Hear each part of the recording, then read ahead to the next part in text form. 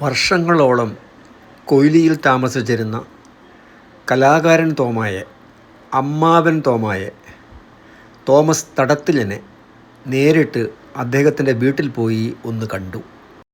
നിങ്ങൾ എഴുത്തൊക്കെ മതിയാക്കിയ പൂർണ്ണമായിട്ടും? അയ്യോ, ഞാനില്ല. എത്ര കഥ പ്രസിദ്ധീകരിച്ചാൽ പറഞ്ഞു? സത്യം പറഞ്ഞാൽ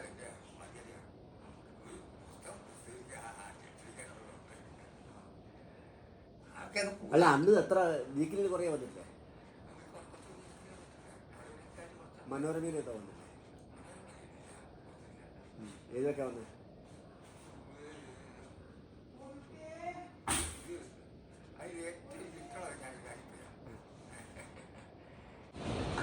എൻ്റെ ആദ്യത്തെ കഥ മാധവൻ രാജക്കൂരോ.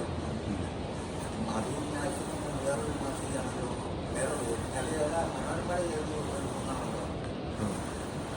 മനോരമയുടെ മനോരമ തന്നെയുണ്ട്, വൈദ്യുതിയുണ്ട്.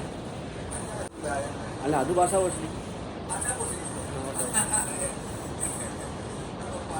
മത്സരം നിരത്തുന്ന നോവലില്ലേ, നോവലെഴുതിച്ചിട്ട് ഏതോ ഒരു സ്ഥലക്കാർക്ക് കൊണ്ട് കൊടുത്ത് പുലിയെടുത്ത് ചെന്നപ്പോഴല്ലോ അവളെ പറഞ്ഞു, ഇത് പുസ്തകം അവ നോവൽ ഞാൻ മേടിച്ചു നോക്കിയപ്പം അവർ കെട്ടിച്ച് നോക്കിയിട്ടില്ല. മാസികക്കാർ മത്സരം വെച്ചിട്ട് മാസികക്കാരൻ മത്സരത്തിൽ ഇത് കൊടുത്തപ്പോൾ ഫസ്റ്റ് പ്രൈസ് കിട്ടി 5000 രൂപ. അവരത് പ്രസിദ്ധീകരിച്ചു. അപ്പം ഇത് ഇങ്ങനെ വന്നു കഴിഞ്ഞപ്പം ഈ സിനിമാക്കാർ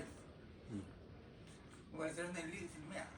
ഞാനിത് ഇടയ്ക്കിടയ്ക്ക് ഇടയ്ക്ക് വെക്കുന്നതിനനുസരിച്ചല്ലോ വന്നിട്ട് വയനാട്ടിലെ കർഷകരുടെ കഥയാണ്. അപ്പം ഇതിന് വേറെ ബൈബിൾ വായിക്കുമ്പോൾ ഞാൻ വായിക്കുന്നത് ഏതാന്ന് വെച്ചാൽ അങ്ങനത്തെ അവർ പറഞ്ഞിട്ടുണ്ടാവും.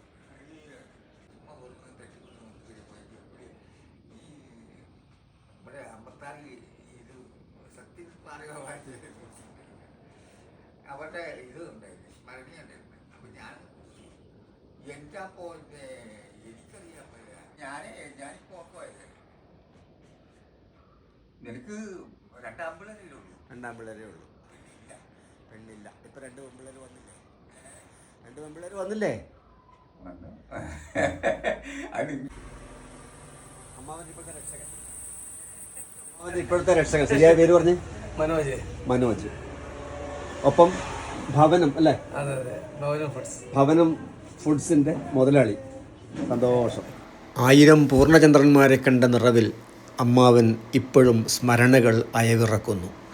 എത്ര പറഞ്ഞാലും മതിയാവാത്ത പ്രിയപ്പെട്ട കലാകാരൻ അമ്മാവൻ.